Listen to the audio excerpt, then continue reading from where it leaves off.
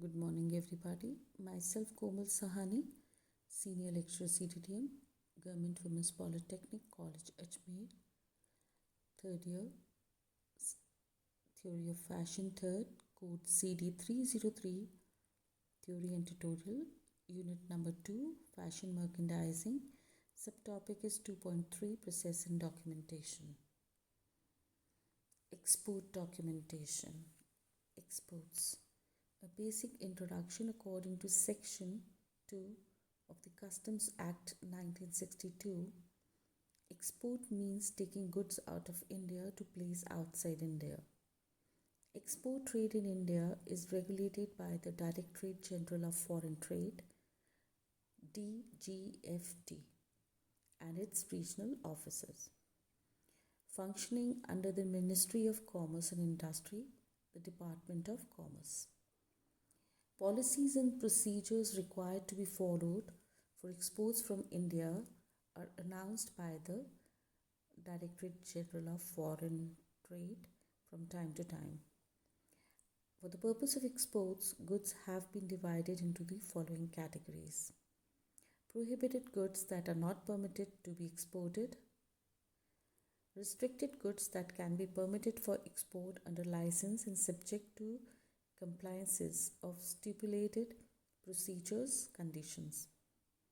Canalized goods that are permitted to be exported through state trading enterprises, STES, and the exporter of goods have to obtain an importer-exporter code IEC number from the Office of Director General of Foreign Trade prior to filling of the shipping bill for the clearance of the export goods. निर्यात प्रलेखीकरण. निर्यात सीमा शुल्क अधिनियम 1962 की धारा 2 के अनुसार निर्यात का अर्थ है भारत से बाहर भारत में सामान लाना. भारत में निर्यात व्यापार को विदेश व्यापार महानिदेशालय और इसके क्षेत्रीय कार्यालयों, वाणिज्य और उद्योग मंत्रालय, वाणिज्य विभाग के अधीन कार्य करके नियंत्रित किया जाता है. भारत से निर्यात के लिए आवश्यक नीतियों और प्रक्रियाओं की घोषणा समय समय पर DGFT द्वारा की जाती है और निर्यात के उद्देश्य से माल को जो गुड्स होते हैं उनको निम्नलिखित श्रेणियों में विभाजित किया गया है. पहला है निषेधित माल जिन्हें निर्यात करने की अनुमति नहीं होती है, और सेकंड है प्रतिबंधित माल जिसे लाइसेंस के तहत निर्यात के लिए अनुमति दी जा सकती है और निर्धारित प्रक्रियाओं और शर्तों के अनुपालन के अधीन होते हैं. और थर्ड है कि राज्य व्यापार उद्यमों के माध्यम से निर्यात किए जाने की अनुमति वाले नहरकृत माल यानी कि कैनलाइज्ड. एंड फोर्थ इज़ द माल के निर्यातक को निर्यात वस्तुओं की निकासी के लिए शिपिंग बिल दाखिल करने से पहले विदेश व्यापार महानिदेशक के कार्यालय से एक आयातक निर्यातक कोड नंबर प्राप्त करना होता है. अब हम सबसे पहले एक्सपोर्ट प्रिलिमिनरीज के बारे में जानेंगे and will going to go through some of the points here, and they are as follows. Introductions में first is establishing a business firm, and there are altogether 6 points. Selection of the name of the firm. Second is the approval to name a firm. Third is registration of firm or organization. Fourth is opening of a bank account. Fifth is obtaining a permanent account number. And sixth is the registration with sales tax authorities. And the second one is the importer and exporter code number. And there are 5 steps here. The registration cum membership certificate. And second is the registration with ECGC. And third is the registration under Central Excise Law. Fourth is registration with other authorities, and fifth is the export license.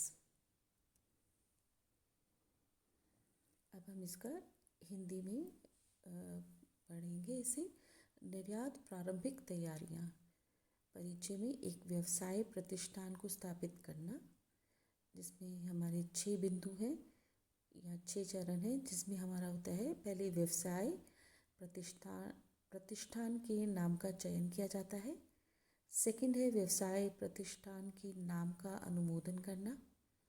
Third है व्यवसाय प्रतिष्ठान या संगठन का पंजीकरण। Fourth है bank खाता खोलना। फिफ्थ है स्थायी खाता संख्या प्राप्त करना। सिक्स्थ है विक्रय कर प्राधिकारी के साथ पंजीकरण करना। और जो दूसरा जो मुख्य हमारा जो स्टेप है, आयातक निर्यातक कोड संकेतावली संख्या प्राप्त करना। इसमें भी 5 चरण होते हैं, जिसमें फर्स्ट है पंजीकरण सहित सदस्यता प्रमाण पत्र प्राप्त करना है हमें ECGC के साथ पंजीकरण। थर्ड है केंद्रीय आबकारी कानून के अंतर्गत पंजीकरण करना। फोर्थ है अन्य प्राधिकारी के साथ पंजीकरण। एंड फिफ्थ इज निर्यात अनुज्ञा पत्र या लाइसेंस प्राप्त करना। अब हम पढ़ेंगे documentation framework, lined documentation system क्या होता है, and we are going to go through this framework. Now the first of all is the aligned documentation system, ADS, which is known as ADS, and first of all is the objective. Then the second is the advantage of aligned documentation system.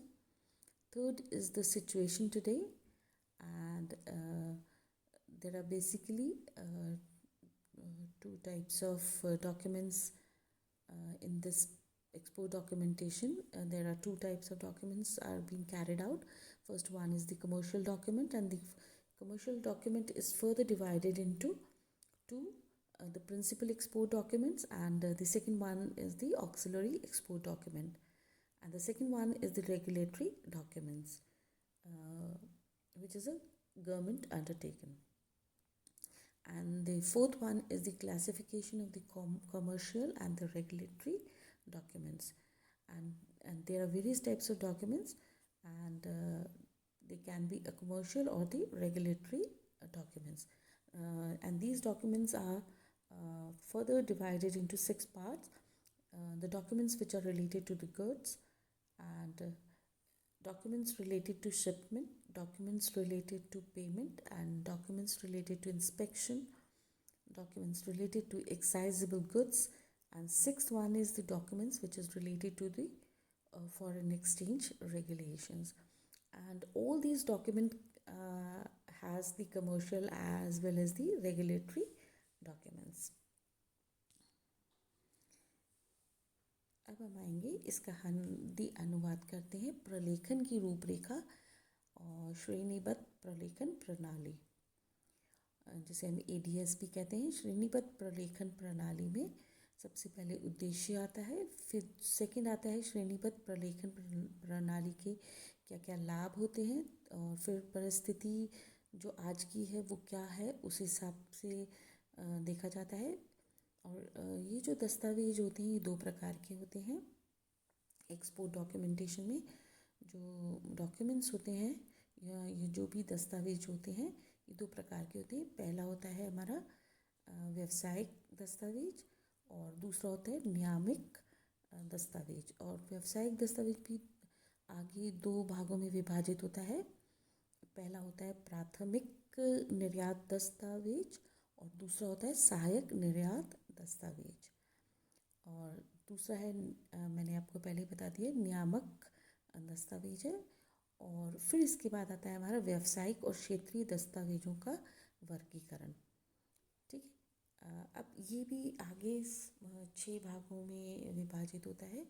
माल से संबंधित दस्तावेज होते हैं, नौवहन से संबंधित दस्तावेज यानी कि शिपमेंट से, भुगतान से संबंधित दस्तावेज, फोर्थ है निरीक्षण से संबंधित दस्तावेज, फिफ्थ है उत्पाद शुल्क योग्य संबंधित दस्तावेज, सिक्स्थ है विदेशी मुद्रा नियामक से संबंधित दस्तावेज।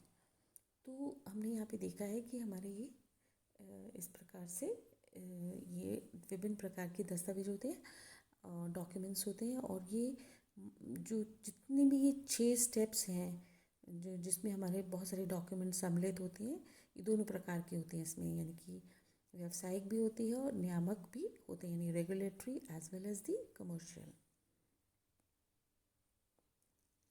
Thank you.